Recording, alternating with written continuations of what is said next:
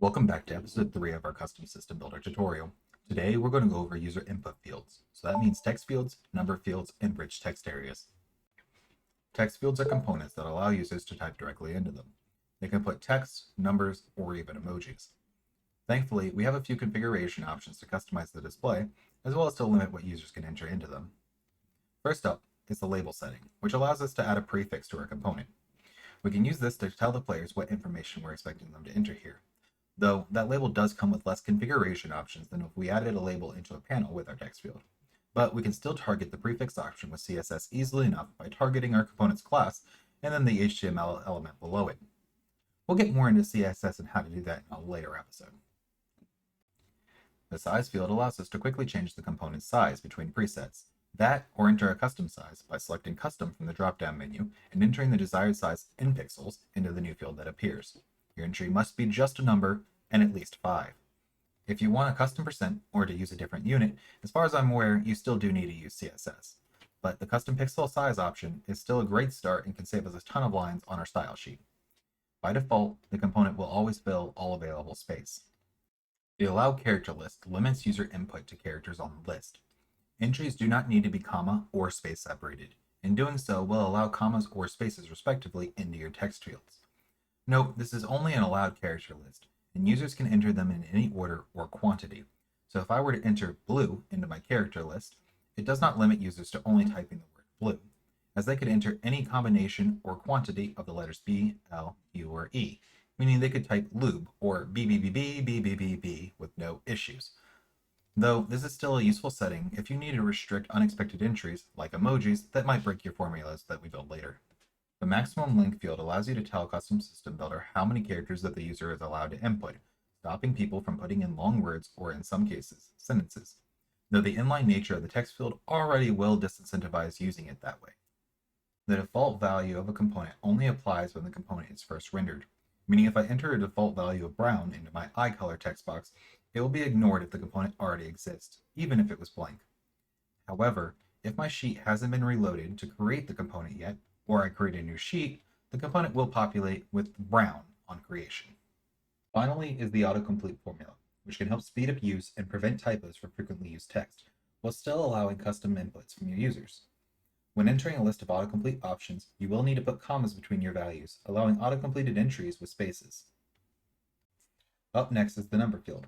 It's important to note that on the front end, number fields will come with different configuration settings, but by default only allows users to input numbers. Back end, they still store their values as strings, and that can be important when working with formulas later. The additional settings for a number field allow you to change whether or not decimals are allowed to be used, as well as the minimum and maximum values that are allowed to be entered.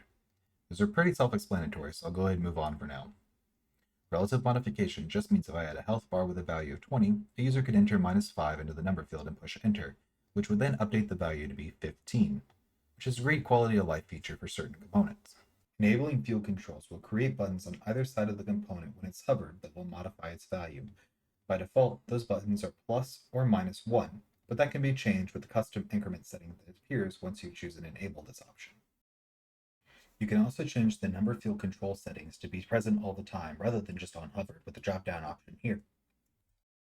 Finally, the last drop-down allows us to change the display of the number field from being a text input to a slider, which can be useful in some cool character creators for fields like height or weight.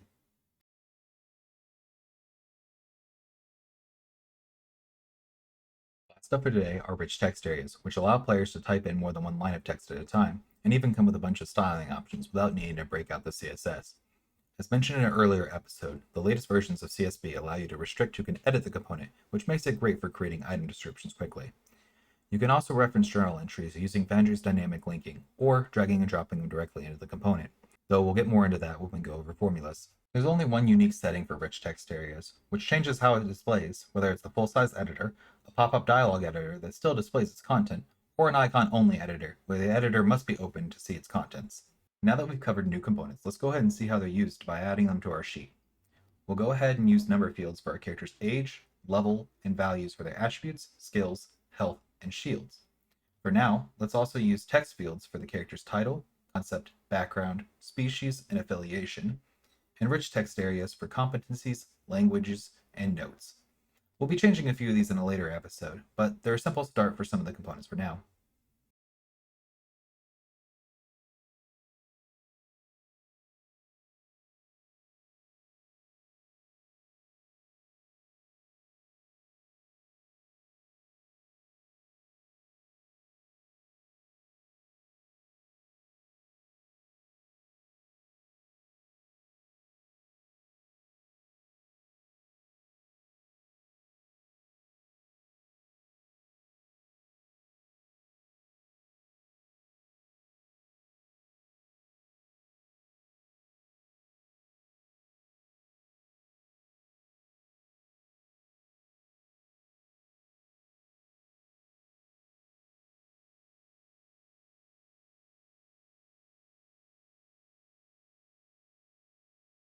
As always, thank you so much for watching, and don't forget to like, comment, and subscribe so others that are looking for help are able to find this tutorial series.